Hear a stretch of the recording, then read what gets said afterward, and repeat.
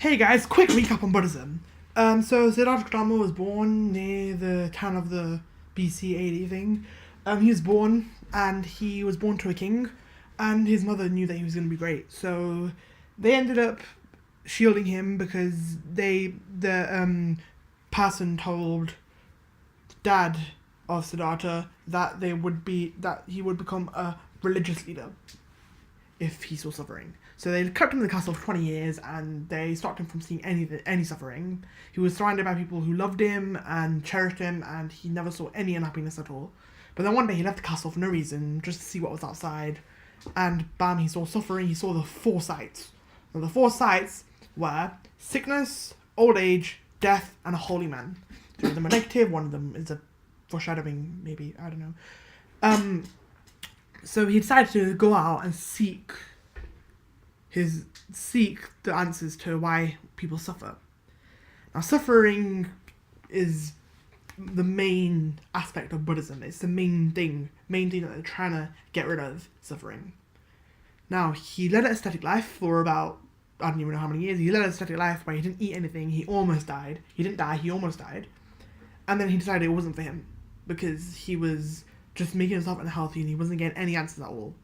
The reason why he stopped eating is because food was his number one love, but he didn't think it would... So he thought it would help him find answers if he got rid of the one thing he loved, which was food.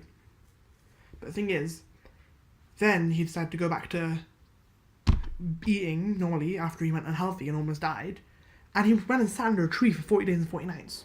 He found enlightenment then, which is one of the main things, one of the main aims of Buddhism is to find enlightenment.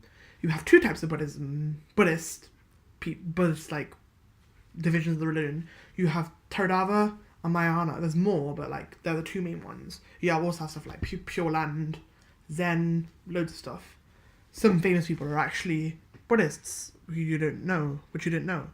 But Buddhism basically meant that Buddhism was basically created to get rid of suffering. They don't believe in a god. They don't believe in anything like that. They just want to eliminate suffering from the world. Suffering in Buddhism is known as dukkha, which is one of the Four Noble Truths. It means suffering exists. And suffering does exist everywhere. So, because suffering exists, things that make suffering are the three poisons, which can be seen today as greed, hate, and ignorance. Anyway, so these are the three things that lead to suffering in the world, and if you get rid of them out of your life, you won't suffer. You'll lead a fairly happy life. Okay? Hope you guys are getting on with this, because I'm not a Buddhist and I'm just doing this for Ari origin. But anyway, what's next? You have the Four Noble Truths. You have suffering exists. You have the first noble truth is dukkha, which is just the presence of suffering. The second one seeks to determine the cause of suffering. The third one is how suffering exists, and the fourth one is magga. The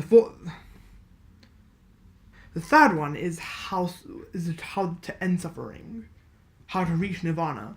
Nirvana is true enlightenment, and the fourth one is following the Eightfold Path. So if you follow the Eightfold Path, you'll reach enlightenment. Next, you have the difference between Theravada Buddhism and Mahayana Buddhism. So Theravada Buddhism basically is, the two differences is that they believe that when you reach enlightenment, that's it. Mahayana Buddhists believe that when you reach enlightenment, that isn't it. You go back and become a bodhisattva and teach others to be enlightened. How sick is that? You basically get looked upon by a god. Sorry, you get looked upon as a god. But the thing is, Buddhists don't believe in gods. So having these godlike figures, even the Buddha being treated like a god, is kind of, some Buddhists see it as that's wrong. That's why the two different halves of Buddhism exist. There's more and more and more. You can go on about it for hours, but they're the main two. You also have Pure Land Buddhism, which believe in Amitabha Buddha, and Zen Buddhism, which believes in more of a spiritual type of thing, where they don't believe in, it's just more of a spiritual thing. Okay, so next time we're going about the three marks of resistance. The first one's anicca, which means impermanence. Nothing's permanent. Second one is anatta, which means no fixed self, which means nobody's permanent. The difference between these two is that one's about life and objects, the other one's about humanity and people. And dukkha means suffering comes from unhappiness. So this is what it means. And the thing is, you can use them in your piece to say that dukkha is the most important, or suffering. You can read about how suffering is important by using all three of these.